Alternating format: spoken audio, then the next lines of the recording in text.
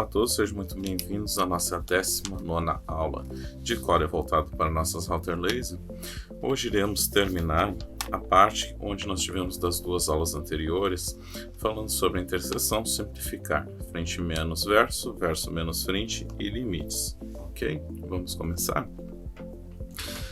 Então, aqui com exemplos já na tela, eu vou primeiro fazer a parte de interseção.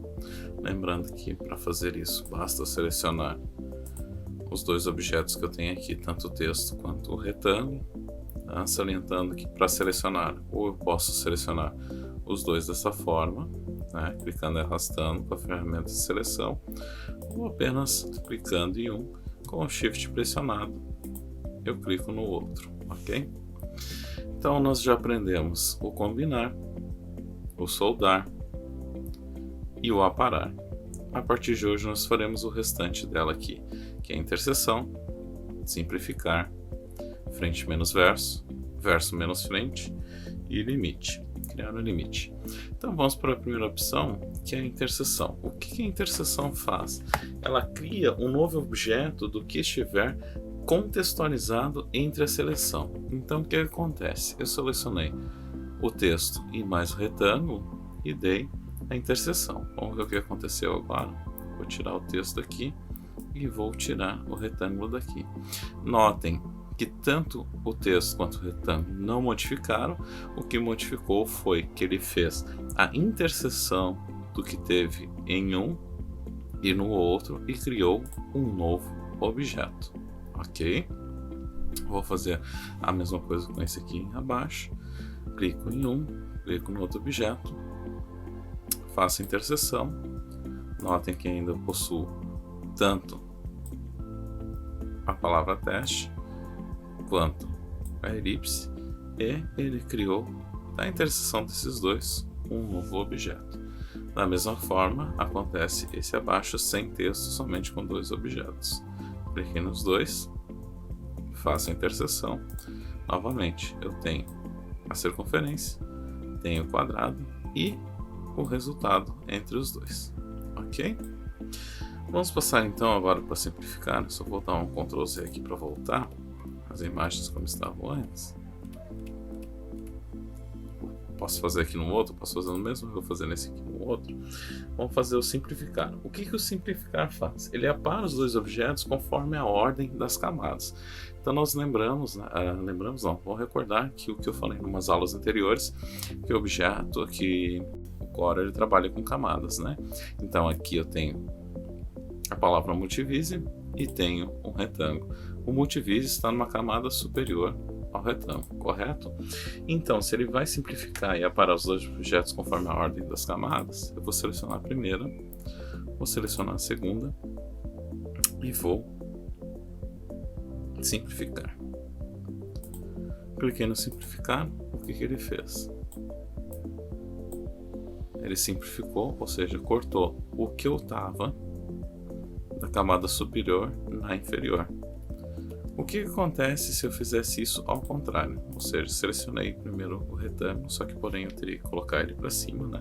Shift Page Up, ou clica com o botão direito, né? Colocamos aqui ordenar e viemos para frente, seleciono ele, seleciono o multivise e vamos dar o simplificar novamente. Clicando em simplificar, o que ele fez? Ele continuou com o meu primeiro que estava em cima e cortou da palavra que estava no multivise. Então funciona da mesma forma aqui abaixo. Se eu clicar aqui primeiro, como está na frente, e outro que está atrás, ele vai cortar e simplificar na de trás. Notem que aqui eu continuei com a mesma palavra e tenho a circunferência como resultado. Funciona aqui da mesma forma, tá? Por exemplo, selecionei os três objetos. Notem que aqui está numa camada superior, está no meio e outro atrás, correto? Coloquei em simplificar. Olha o que ele fez. A primeira ele não fez nada. A segunda ele cortou conforme estava em cima da primeira. E a terceira ele cortou o que estava em cima na segunda. Entendeu? Então ele vai fazer por camadas essa simplificação. Correto? Agora nós vamos fazer frente menos verso. Vamos selecionar aqui a frente e esse aqui é o verso. Então, se é frente menos verso, no momento que eu fizer o clique, o que ele vai fazer? Frente cortando do verso. Só que notem, percebam que eu perco o retângulo, ficando somente com o resultado, tá? Da mesma forma, aqui abaixo eu vou fazer o contrário agora, verso menos frente. Cliquei, o que aconteceu? Ele cortou o que estava na frente, aplicou no verso, e eu fiquei somente com o verso, tá? E da mesma forma, ele vai fazer com os outros materiais, ó. Então aqui, ele ficou só com a frente, e aqui ficou só por último no verso, tá? No limite, quando eu vou criar um limite, eu seleciono, por exemplo, aqui nesse caso, vou selecionar esses 3 objetos aqui e vou clicar e criar um limite. O que acontece? Ele vai fazer um contorno em volta de todos os meus objetos. Nota que ele criou um novo objeto sobre este aqui que eu já tinha. Ele criou um contorno. O que acontece? Por que eu disse que era interessante na última aula para vocês? Eu posso controlar esse contorno fazendo uma espessura mais grossa. Vou colocar aqui 24. Acho que também vou botar um pouquinho menos. Vou botar 16. Vou colocar ele para o fundo. Tá? Se eu quiser, eu posso fazer uma linha pontilhada, mas no caso aqui eu vou deixar ela aqui para mostrar a diferença. Nessa aqui eu vou colocar uma espessura um pouco mais grossa e colocar outra cor. Aqui também eu vou colocar uma outra espessura, colocar uma outra cor, e aqui também. Deixa eu botar uma cor diferente, laranja, vou botar uma outra espessura. Vocês entenderam? Então eu tenho aqui 3 objetos, e além desses 3 objetos que eu posso editar dentro deles, ainda posso criar um limite.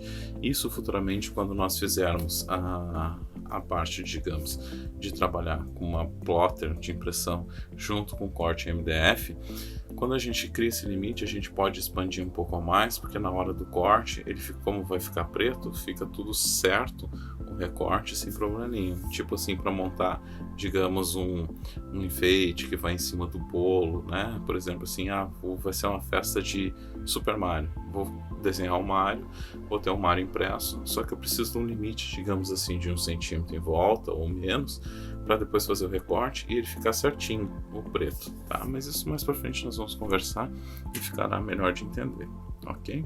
Espero que vocês tenham gostado muito dessa aula. Na próxima a gente vai trabalhar com a parte de importar o arquivo, como funciona, até porque muitas pessoas trabalham com outros tipos de arquivo, como AutoCAD, Illustrator e afins, e pode ser colocado para dentro do Corel, né? Porque até muitos materiais que vocês vão encontrar na internet para fazer importação de arquivo, ele vai estar em DXF. Mas isso nós vamos ver na próxima aula, ok? Muito obrigado até aqui e até a próxima.